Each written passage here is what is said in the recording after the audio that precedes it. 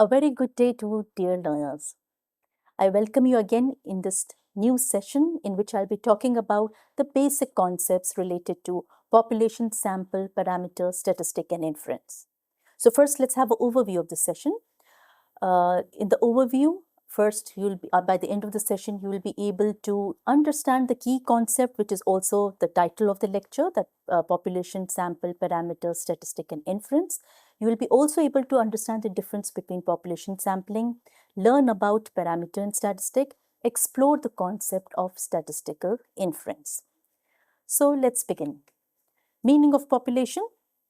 Now the population, if you look at it by the definition, like we know that it refers to an entire group of individuals. It could be the objects, events that basically share a common characteristics, right? So for a researcher, the researcher aims to study and draw the conclusion about the complete set of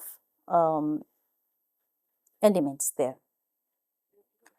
So defining a population is a crucial step in the research design because what it does, it is establishing boundaries, it is establishing the scope of the study's finding. And in the teaching learning research, we do find that the population should be specific group of interest. It could be the students, it could be the teachers, schools or education programs, administrators, and so on. For example, if a researcher wants to study the performance of class 12 science students in Kerala, then all the class 12 science students will form the population, right? Similarly, if the researcher is studying or want to assess the stress level of IT employees in Bangalore, so who will constitute the population? The entire, you can say the employees working in that IT industry. And if the researcher wants to study the reading habits of college students in Delhi, then all the students in Delhi will constitute the population. Likewise, to examining the job satisfaction of nurses in government hospitals in Mumbai, then all the nurses working in government hospital of Mumbai forms the population. So now you know that what actually population is and how cumbersome a population is. Now let's have a look at the types of population. First comes the target population. Target meaning that the entire group of individual or elements that the researcher wants to study and draw the conclusion about. So if they want to study about the reading habits of class 8 students in Lucknow, then all the class 8 students in Lucknow will be what? Your target population. Okay. Accessible population, as the name suggests, that the portion of the target population that is practically available for the researcher, and it could be due to a constraint of time, cost, or accessibility in itself, then we call that particular type of population accessible population. So if the researcher only collects data from class 8 students in 5 selected schools of Lucknow, then all these 5 schools will form the accessible population. Now let's look at the another type of population, if as the name suggests, finite population. So a population in which the number of unit is finite. So that means you can count it precisely. That will constitute the finite population. For example, if you want to conduct a research on in-service physically challenged teachers, especially physically challenged primary teachers of Rajasthan, then that will constitute a finite population. Then infinite population, the opposite of this, in which the number is infinite and that cannot be counted. Okay, so the number of defects that occurs in the large-scale industrial production can constitute the infinite population. Homogeneous population, that means all the members have the similar characteristics. That means all class 10 students of the same school studying the same syllabus will constitute the homogeneous population. Heterogeneous would constitute members having different characteristics. So residents of a metropolitan cities, it could be different ages, the occupation, incomes, race, caste, and so on, right? So that will constitute the heterogeneous population. Now coming to the part where I'll be introducing sample. Now sample is, you can call it as a small a smaller set of data that a researcher chooses or selects from a larger population. So if this is the large population, so the researcher is selecting a part of this the population as the sample here. Now, these elements can also be known as the sample points, sampling units, or observation. And they're selected basically using a predefined selection bias method. And that we'll be talking in detail later on. So creating a sample in an efficient method of conducting a research is an important step. And researching the whole population is it's practically impossible. Can you imagine if you're studying the population of class 8, even in the city of Lucknow, getting all that class 8 students population, it can sometimes becomes tedious job, sometimes costly and very time consuming. So hence examining the population basically provides insight that the researcher can apply to the entire population. That is the whole purpose. That why are we taking the sample? So that we are able to apply whatever inference we're getting out of it, we're trying to apply it to the entire population, right? And here I would also, I know this might sound a bit a silly example, but then this is the example that we all can relate with. Like if you are very good in cooking, so if you're cooking rice, or if your mother's cooking rice, or if your sister or anybody is cooking rice, so if they want to test whether the rice is fully cooked or not, or partially cooked, or just seeing the the texture of the rice, so just by taking a few sample, right, we either taste it, we either to squeeze it with our hand and we say yes, now this is the proper texture, this is the proper the cooked form that I want. And then you establish the entire thing, you generalize it for the entire dish, the entire population, you can say. So that was the sample and the entire dish was the population. So that's a very nice example through which you can just understand the relationship between population and sample. So how do researchers actually choose a sample? So the two methods in which they choose is the probability sampling and the non-probability sampling. So as the name suggests, probability sampling, it's a method in which you're deriving a sample where the objects are selected from a population based on the probability theory, which means that everyone in the population has an equal chance of being selected, and there is no bias whatsoever in this type of selection, right? So they have an equal chance of being selected. Non-probability sampling uses researchers' discretion to select a sample, and the discretion could be based on different objective. And this type of sample is derived mostly from the researchers or statisticians' ability to get to this particular sample. So here is, you can see the conceptual map of sampling method. So here we'll be looking into the detail, the different probability and the non-probability sampling method. Now, simple random sampling, as the name suggests, that it's a very simple way in a very random way we are selecting the members which have an equal chance of participating in the study. So the objective in this sample population are chosen randomly, and each member has the probability of being selected. For example, in the university, if the dean wants to collect a feedback from all the students, they want to have an idea what the students are thinking about the course that they have launched. So for that, they will through simple random, they'll collect the feedback from 100 students, and that will be able to help them assess that particular program's efficiency.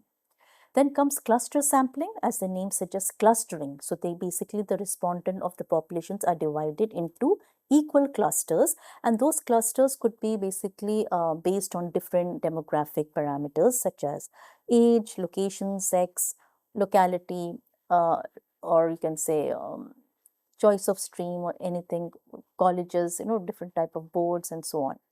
So this makes it extremely easy for the survey to basically derive the information and collect the data from. So for example, the FDA, like the Food and Drug Administration, they want to collect data about the adverse effect of any kind of a drug. So it can divide, for example, if it is in US, it can divide into main the different clusters for analysis, and from each clusters they're picking the individuals so that this type of sampling generates a sample and makes the data collection in depth and provides easy to consume and actionable. It can provide easy to consume and provide an actionable insight as well. The next is systematic sampling. Now, in systematic sampling, the researcher is choosing a respondent at equal interval from the population. This is another very interesting form of sampling. So, for example, there are 1,000 volunteers for the Olympics. They're filling up an application form. So how would you select if you want to select few of the volunteers from there? So starting from one, the forms will be arranged, and starting from one, every 10th form will be picked up, and so a sample of 1,000 volunteers can be obtained. So that's another systematic type of sampling. Stratified random sampling. So here, of course, stratas, their subgroups divided, right? Of course, predetermined parameters there. And in this method, the respondents, and the main purpose is that the responses don't overlap, right? So sampling is done randomly within each strata to ensure a fair representation. So you can say if a researcher wants to analyze from different socioeconomic backgrounds, right? So of course, different strata could be high, medium, and low SES. That strata could be there, and randomly the sample could be selected. Similarly, if you want to study the study habit in the university students, so a student population with three mainstream like art, science, and commerce, that could be a strata, and students can be selected from it. So here, through random sampling, nobody is underrepresented. If you're taking it as a whole, maybe by collecting the sample, commerce students were not there, right? So through stratified, the whole purpose is that it ensures that students from all the streams are included fairly. Now coming to the non-probability sampling. The first is the convenience sampling. As the name suggests, that the researcher it's an easy term. It stands for the convenience of a researcher accessing a respondent. And it is purely done on the basis of proximity and not representativeness. So, for example, in the mall, you must have seen when you're just passing through it and they want you to test the fragrance and thing, and they want to gather the feedback. So, what is this? You can either refuse it, just walk off.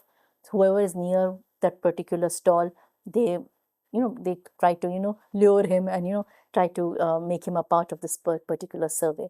So in this sampling method, the sample respondents are basically chosen based on their near proximity to the survey desk, and of course the willingness to participate as well. Then comes judgmental and purposive sampling. So what are we doing here? In this particular type of sampling, the researcher is selecting purely on the basis of, you can say, the research criteria or the end objectives, and the remainings are just kept out. The criteria is determined by the researcher, like what is the nature of the study, and along with his or her understanding of the target audience. Supposing a researcher wants to study stress management or stress management strategies in, for example, CEOs in the multinational companies. So purposefully, he'll be choosing only CEOs of the multinational companies because they meet the criteria and the objective of that particular studies. Other professionals, they are just kept apart from this particular study.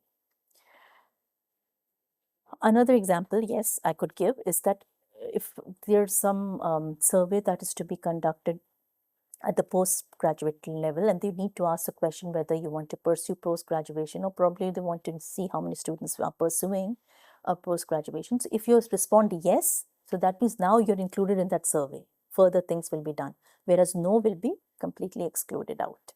Now, snowball sampling. This is another very interesting type of sampling, which is known as chain referral sampling, it's a non-probability sampling technique in which the samples which have a very rare traits here, I should say. Now, this is a sampling technique in which existing subjects, they provide the referral to recruit sample required for the research study, right? Now, we'll see in a little while how it is done. If a researcher wants to study, for example, teaching strategies used for students with special needs, they will not randomly select teachers. Instead, they will purposefully choose special education teachers who have experience in teaching students with disability. Now, they will be providing referral to other teachers and the researchers will be approaching them. Similarly, if a researcher wants to study the experience of people who have recovered from a very rare genetic disease or disorder, so the researcher first will interview the patient who has this particular disorder. Now the patient will refer another who has a similar disorder, and the researcher will include him or her in the study also. So like this, the snowball, it goes on becoming bigger. As it rolls, it starts including the more respondents into it. Quota sampling is a method of collecting sample. That's another way in which we're already defining the quotas in different things, in different, you can say, categories also. So here the primary characteristic of this method is that two people cannot exist under two different conditions. This is important. So, for example, a shoe manufacturer would like to understand the millennials' perception of brand and other parameters like comfort and pricing. He only selects female who are millennial for this particular study. So that basically fulfills that quota of there. Or more easy way to understand is that, for example, a diabetic management survey is being conducted, right, in an hospital, and they want to collect 400 patients. Now, what the hospital management has decided that let us assign some quotas. 100 patients from the age group of 18 to 30, 160 patients from the age group of 31 to 50, 140 patients from the age group of 60 plus. So what have you done? You won't choose more than 100 in the first quota. That means from the age group from 18 to 30. So likewise, that quota defines how many participants are added into this, and they're selected non-randomly. That means whoever is available in the hospital during that visit, they will select that person in this particular survey. Now coming to meaning of parameter.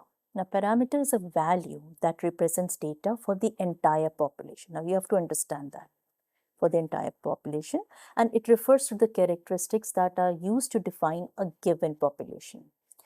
And similarly, just like we have parameter for a population, and we want to make while making the inference about the population, the parameter is basically unknown, right? Because it is so impossible to collect the information from the entire, each and every member of the population. So here what are we doing? We use statistics of the sample, which is picked up from the population, derive conclusion about the parameter. So how will the characteristic of a parameter look like? First of all, parameter, it belongs to the entire population. So it refers to the whole population, not just a part of it.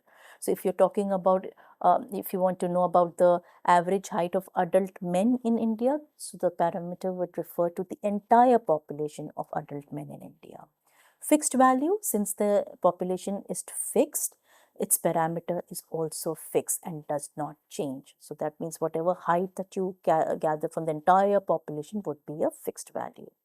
Unknown in practice, that means in most real life or in practical life, parameter cannot be calculated because studying every member is next to impossible, right? You cannot collect the height from each and every member, adult men in India, right? You will miss out somebody in that collection also, in collecting the information.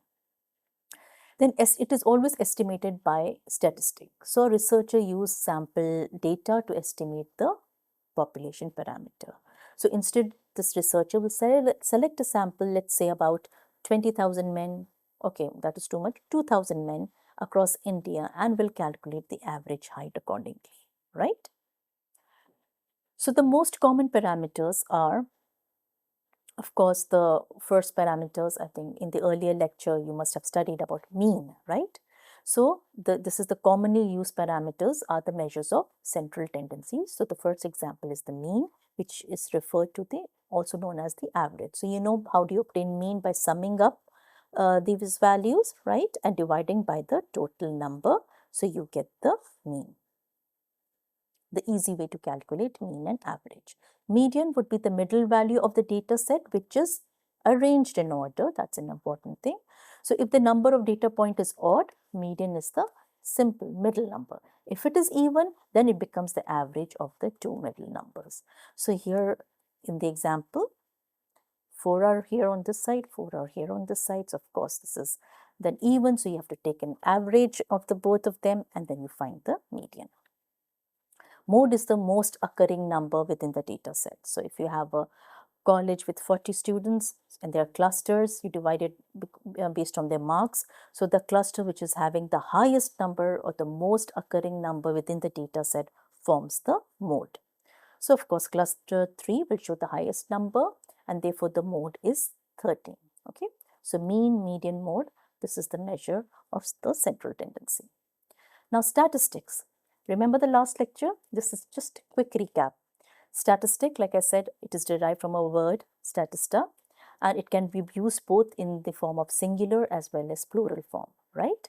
And we did see that how a statistic is an interdisciplinary field as well. And we saw that it is basically, statistic is not just limited to mathematics alone. It's like a toolkit which is used in almost every scientific field in order to question, in order to analyze and make decisions. So if you want to make sense of all the data, you need to use statistical method. And at the same time, these new problems, basically, they also push the statistician to invent or refine methods. And under types of statistic, in my last lecture, I did talk about descriptive statistics and I talked about the inferential statistic. Anything data that you want to showcase that in the form of table, charts, averages. So what the data is showing, that is descriptive statistic. What you're inferring out of it, what conclusions you're drawing, what predictions you're making, what testing you're doing of the hypothesis and about the larger population based on the sample, that will come under inferential statistic.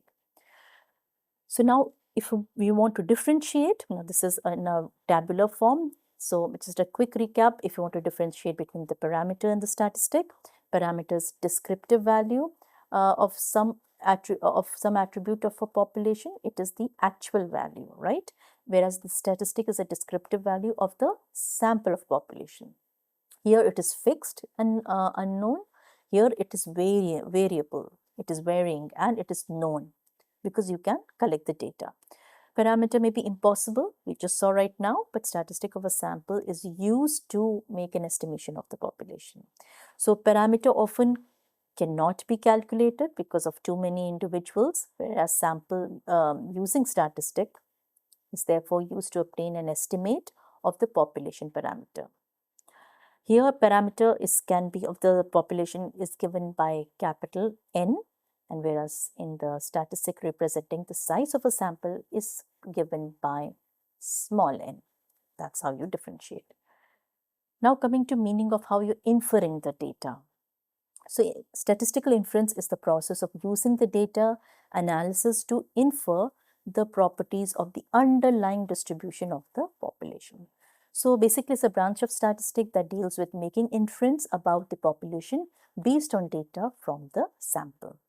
So here you can say statistical inference is the process of drawing conclusion or making prediction about a population based on the data collected from a sample of that particular population.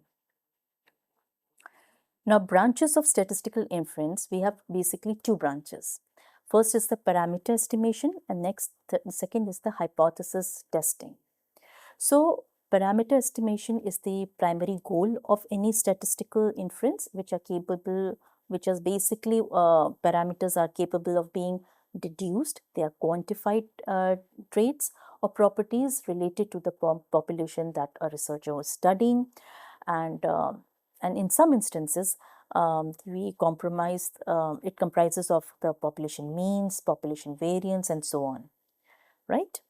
And the reason because measuring each and every participant, each and every member in the population is highly impossible. Thus, most of the time we are using estimates, right? Parameters estimation. Now coming to hypothesis testing, which is used to make decision or draw conclusion about a population based on the data. So it involves formulating a hypothesis about the population and whether and collecting the sample and then using the statistical methods to determine whether the data provides enough evidence whether you want to reject the hypothesis or fail to reject the hypothesis. Fail to reject meaning you're accepting the hypothesis. So what is the importance of statistical inference? First, it saves times and resources. There's no need to study the whole population. A government, for example, wants to study, conduct a survey, household, in a basic survey in the different household of India to know what is the monthly income. So they will randomly select 10,000 households and do it. So that is the sample they are selecting because it's saving time and resources. And then they can base their scheme based on that particular data. Second would be decision making. That is helping the policymaker, the educators, and the businessmen to conduct this kind of a thing. If they want to conduct a survey on 500 school principals to see the implementation of a digital tool, they can do that. And then by selecting few of the principals and placing them, conducting the researchers, and then there can even that can help the policymaker to provide the policy for that particular learning tool that has to be launched in the education field. Then for prediction and forecasting also, what you want to predict in the future and the scientific validity as well. If, for example, a researcher wants to test the drug efficacy trial, it could be. So here he's randomly testing on 300 patients instead of each and every person in that particular population. So you see how important the statistical inference is just by knowing these points. And lastly, it will help to generalize. So it allows results from a sample to be applied to the entire broader population. So whatever treatment that you do in statistic, that will be applied and generalized to the entire population. Now, the last part of my lecture is where I'll be talking about errors in inferences. Because you're inferring the data, so there are possibility that you can make errors. So making decisions about hypothesis is inference basically, and it is based on evidence and logic. But inference doesn't come with a guarantee of being right all the time. And sometimes it does happen that you might be wrong, or sometimes errors might occur in the process of inference. So this is where we are going to see what are these two types of errors. First type of error is known as false type 1 error or false positive. So this occurs when we reject the null hypothesis even though it is actually true. So what is happening? We are concluding that there is an effect of difference, but in reality there is none. So this is known as the alpha type 1 error, which is also called as the significance level, which is the 0.05 level. Right? So for example, in medical testing, we can say the null hypothesis was the patient does not have the disease. But you have tested it and there was a type 1 error and you have basically rejected the null hypothesis and you said that the patient has the disease. So what is it? It's a false alarm. Now the patient is wrongly told that you are sick. So this is type 1 error. Now type 2 error is the false negative type of error. Now, in this type of error, we are talking about we are failing to basically reject the null hypothesis when it is actually false. The second type of type 2 error is the false negative error. Now, in this particular false negative error, what are we doing? We are failing to reject the null hypothesis even though it is actually false. So, what we are concluding that there is no effect when in fact there is one.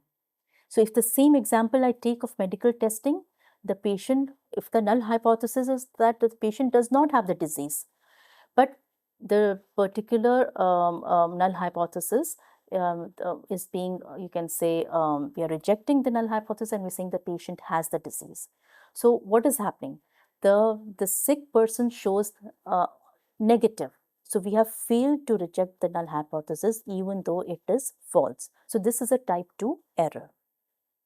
So here the disease goes undetected, which is potentially dangerous. So this is a false negative type of type 2 error. Now the detail of type 1 and type 2 error will be discussed later on also in the different lectures. So here just for because of the error in inference, we are subjected to type 1 errors and we are also subjected to type 2 errors. Now to conclude. So understanding the whole concept, we saw in the entire lecture, the population, the sample, the parameters, statistic and inference, it is an essential way when we want to conduct a research. So a population defines the entire group of interest while the sample provides a manageable subset for the study.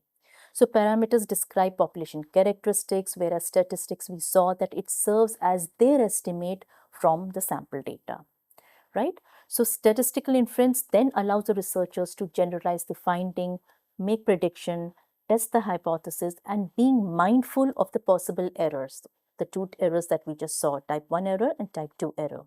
So together, these concepts they basically form the foundation, you can say, of scientific research, which ensures accuracy, it ensures validity and meaningful conclusions. So with this, I have completed today's lecture. These are the different references through which you can go through for further reading, comprehensive reading, for further examples. And these are the references that helped me to make this particular slide as well. So till I meet you again in the next lecture, take care of yourself and have a good day. Thank you.